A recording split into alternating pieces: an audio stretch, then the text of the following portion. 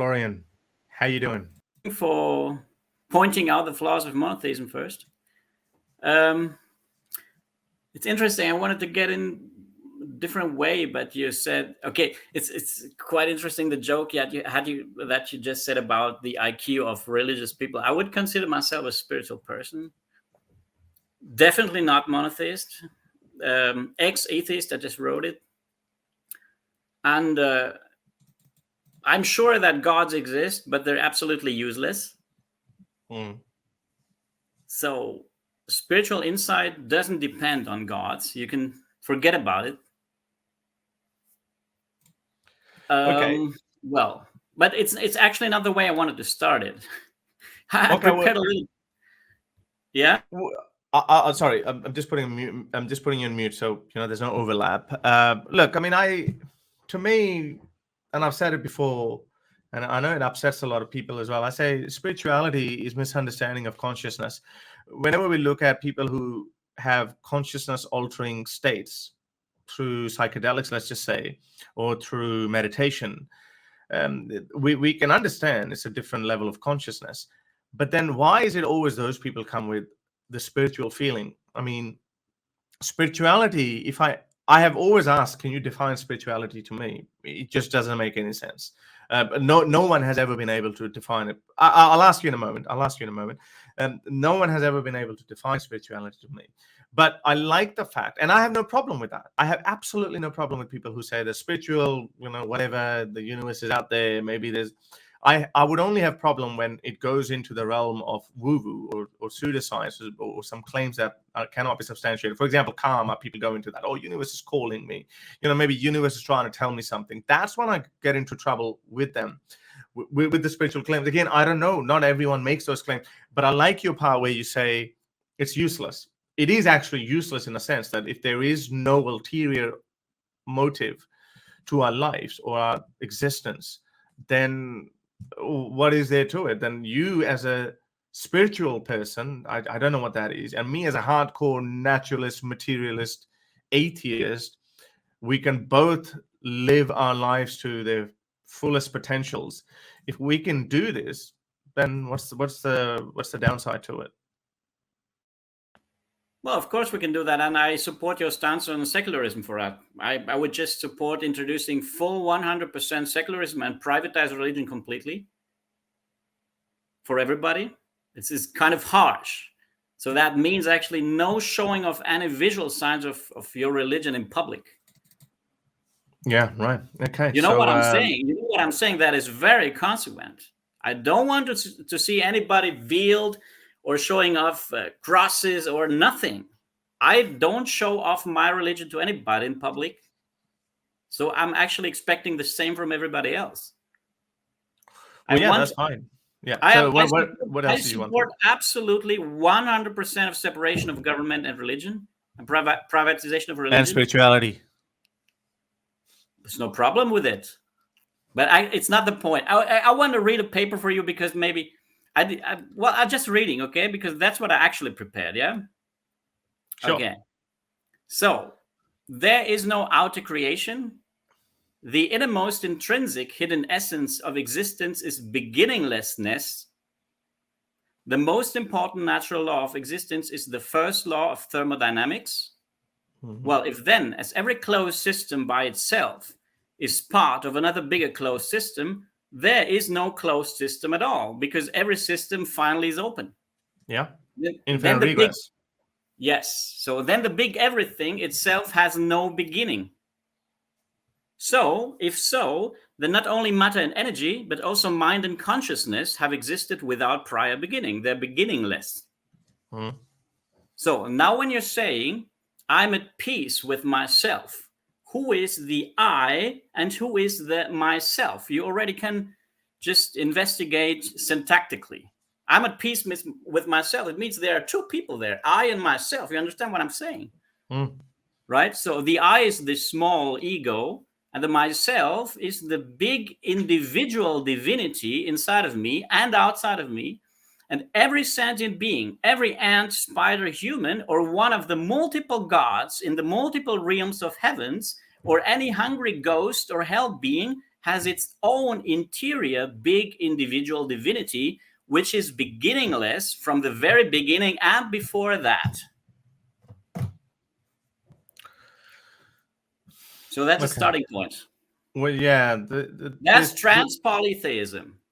Yeah, and there is a problem with that because so we understand that we get into this definition part of it, that I and myself, the difference between that, and you say that every system is enclosed system of another system, and then hence it goes on, and then myself is that myself originating from something is beginningless. Is that what you're saying? Like myself is also beginningless. Yeah, the myself is the individual. It's the individual big divinity inside of everyone, but it's not one God.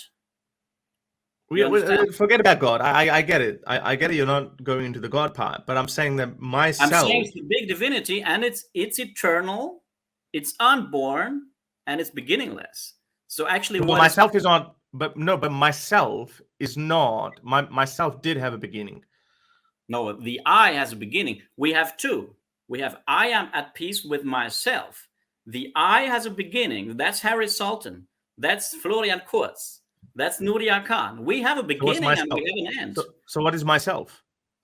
So myself is the big divinity beyond that. So we are born out of that. Yeah, but that's where we go in the realm of woo-woo, because I, me, and myself, to me, are the same things, and that is because I'm at peace with myself. I get it. Yeah, I'm at peace with myself. That's not the same. I and myself is not the same because I'm at peace with myself. That's just a figure of speech, and that's a linguistic problem. But I'm saying that I am because it's not just a linguistic problem. Let me finish my point. I got your point, and this is, as I said, and this is where the difference between a naturalist and spiritualist probably goes in. You're simply saying that myself is what's the word you use? It's a divine. I'm saying that myself is the big individual divinity. That's poly. It means every sentient being has its own myself, big individual divinity. It's not monotheism at all. No, but why is it divinity? What's so divine about it? Because it's beginningless.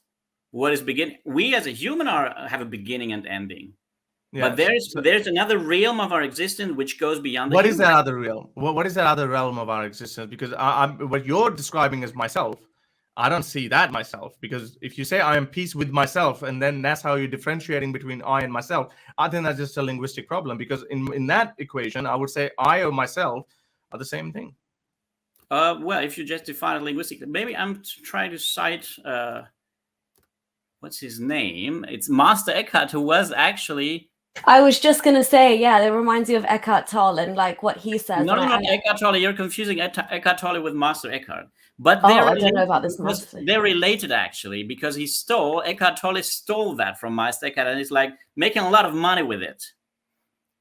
I don't know. I don't want to claim. Some people have trust in Eckhart Tolle. It's okay. If it's good for them, and go along with it. But Eckhart Tolle, he's just taking the name from Master Eckhart, who was a Roman Catholic theologian, and he had to be burned by the Pope's people because he said very incredible stuff. He was one of the first before Kepler, Copernicus, Galilei. That's fine, but that's okay. But to me, again, it just seems like the misunderstanding of consciousness, because the divine part. I know that you want to say that consciousness is something that can be just proven by neuroscience, and just the waves of energy and neurotransmitters in the brain. So far, the evidence is leading us that way. No, the evidence is not 100% clear on that. I'm going to tell you stuff which you might say I'm crazy, because I have examples. I think I'm already beginning to say that. No problem for me. I'm joking. I have a measured IQ of 140 points, so it's okay. That's great. Okay. You know what Stephen Hawking said about IQ? People who talk about because you had a remark about IQs just some minutes ago. Right. Okay. Yeah, but we don't. Yeah. Okay. I'm going to tell you something. Look, I met some Tibetan Buddhist masters. Many, actually. I've studied Buddhism profoundly. That's my point. that's transpolytheism, and particularly Tibetan Buddhism. So one very beloved person of mine, I won't tell who it is, a very beloved person of mine, yes, very close person to me. This person, I hadn't told this person anything about spiritual stuff and Tibetan deities. Nothing. I just took her to 20 minutes of a conference of a Buddhist master where nothing about that was mentioned. Then after some months, this person started telling me stuff out of books that I had read. But this person could not have read these books because they were not in her language. And then she told me, well, it's a she, okay?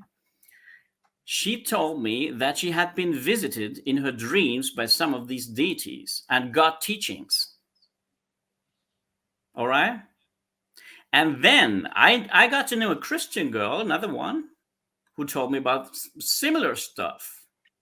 That she was, best point. Okay, look, this is the best example ever, even.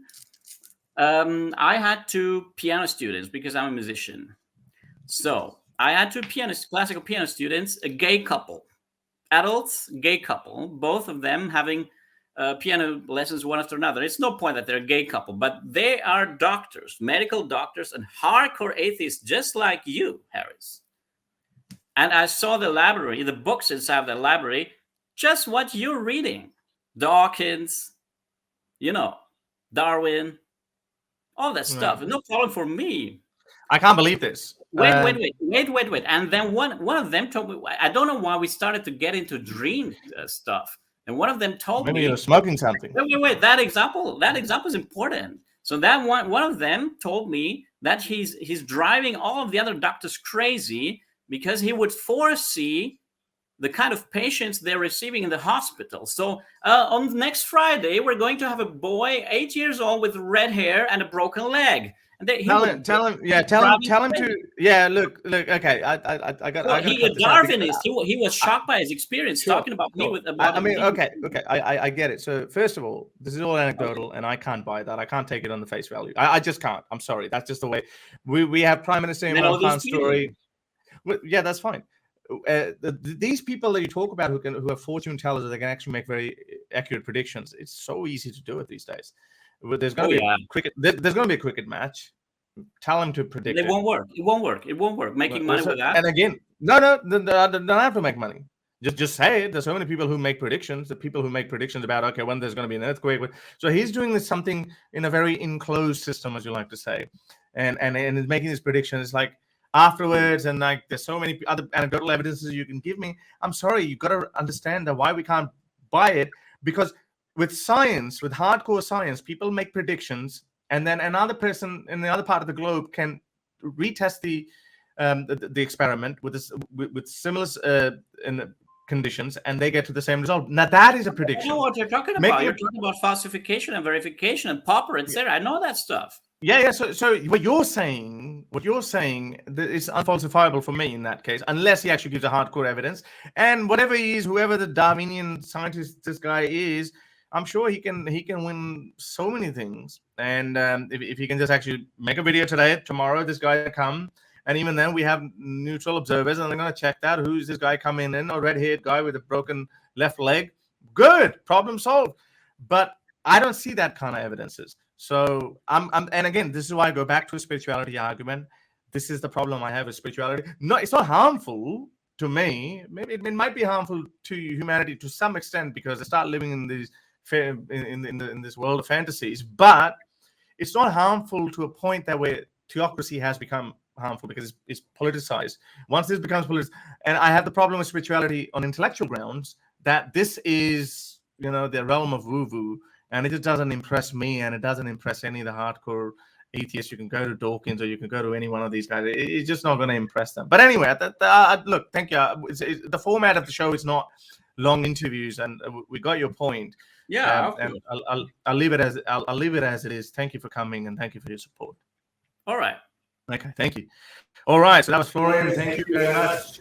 Can I just make a quick like follow-up comment just on what he was saying? I think like obviously, I mean, because I myself as well, like I did kind of dabble into, you just want to make sense of yourself and your place in the universe. And obviously spirituality comes in as like this nice little plaster that you can put on, and it's a nice like cozy blanket to wrap yourself around.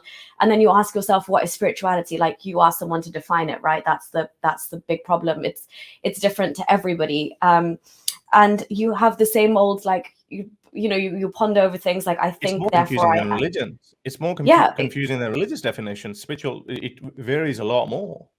definitely. And you do think about these things like, like I think therefore I am, and you have quotes like all knowledge is but remembrance, and then you think, oh, is there some collective consciousness that we're all kind of tapping into? And you do like you ponder all of these things, and a lot of the time, and I think this is maybe, I mean, correct me if I'm wrong, I don't want to speak for any like Hindu believer out there, but all of my friends that would kind of try and tell me about their religion, it all comes down to like, you are divine in yourself. And I always love that idea, because I'm like, finally, the divinity is not, placed on some sky daddy. Male, It's like, yeah, exactly. It's more like, even you're a the act of goddess. doing namaste is like, I bow to the divinity within you. And I think that's a beautiful concept. And I think that's what a lot of people latch onto to make sense of their place in the world. And, when he talks about I, big ego, and the small ego, these are all ways to be like, am I actually just at peace with myself? And am I happy? And am I content? But yeah, it's so misconstrued, because you can say that Buddha preached this, you can say that Sanatan Dharma preaches this, you can say all of that, but then this fluffy blanket of spirituality gets very like just confusing. And I think the problem is just always comes back to believing something without evidence. Like that leads to faulty thinking. That's when you can steer the line and go into astrology, you can go into homeopathy, you can go into all of these, that's where the lines get blurred. So I mean, I had to face the fact at some point, I looked into those experiments as well. Like when somebody dies, does their soul leave their body? Is there that gap? Is there that 26 change? grams. Yeah. Yeah, What is 26 that grams lighter 26 experience. account? Yeah. All of that. Exactly. But like you're saying, like obviously the evidence and everything just says, yes, consciousness will just, as soon as I'm dead, my consciousness will die with me. There's nothing beyond that. But I understand sorry, what was his name? The caller, the patron that just came on? Florian, yeah, I understand this whole concept of wanting to acknowledge yourself as a divine individual. And as long as that doesn't lead you into harmful ways of thinking, that is a beautiful concept. Because I mean, if you want to consider yourself a freaking god, by all means, go ahead and do that. But as long as that's leading to your own inner peace and you being able to be comfortable with life. But I think, yeah, believing stuff without evidence, and the miracles and anecdotal evidence he gave, miracles in these examples only apply to the people they happen to. We can't buy that. We can't accept it. It's just not happened to us. It's only relevant for them and them. And he wants to believe that happened. But yeah, anyway, that was just my 2 cents on spirituality, because it turns into a game of semantics. Like I don't want to say I'm a hardcore materialist like you either. I am drawn towards that, but I wouldn't say that my life is devoid of spirituality. But then I don't want spirituality to mean that I believe in all that woo-woo. But me feeling like, if I was to define spirituality, it's like, am I in awe of this world? Yes. Am I in awe of like the solar system, the planets, the stars, the beaches you mentioned in Australia? Am I in awe of music and art? Whether it's even if it's religious music, like that can stir up emotions within you, because we're human sentient beings. So if spirituality is defined as like, yeah, being in awe of the universe, knowing that you have a small part to play, you're like a tiny grain of sand, but you're here, you can contribute, your heart beats, you feel connections with other people, other beings. That to me in itself is spirituality. But yeah, okay, that's my little rant on that. We can move on. It's just a linguistic problem, because I was just thinking, how else can I rephrase it? I can simply say I'm at peace. So myself is gone. So that's just a linguistic problem. But anyway, I think that's my problem with spirituality, because it just goes in the realm of woo-woo. We played this video of these Islamists in Pakistan. They were chanting this song, behead those who who insult the prophet. They were in the position of trance. The 10,000 people are just moving with it, like they're literally imagining that, and it's for them that's the spiritual. Well, it's a war chant almost, isn't it? Like that's the whole thing. When you have a group of people and you all have a collective goal and aim. Like I think I jokingly mentioned to you as well when I did see that video earlier that like I would if I was still a Muslim, that would rile me up. I would be, you'll get caught up in the emotion, you get caught up in the flow. It is meant to be hypnotic and trance-like. And I think we mentioned last week as well, the azan has a similar effect, 5 times a day, you're repeating the same thing. Islam has a lot of these kind of like mechanisms where your psychology is almost tapped into, and you're reciting things like, it's the same way if you go to a nightclub and you hear like a drum and bass and you constantly hear that beat, and it's, yeah, exactly, it gets you going. It's a similar thing here. I was going in trance with Pikachu's rap song. And yeah, same with church bells and everything. So yeah, okay, let's just get on with it. To help me produce more videos like these, support me on Patreon or PayPal.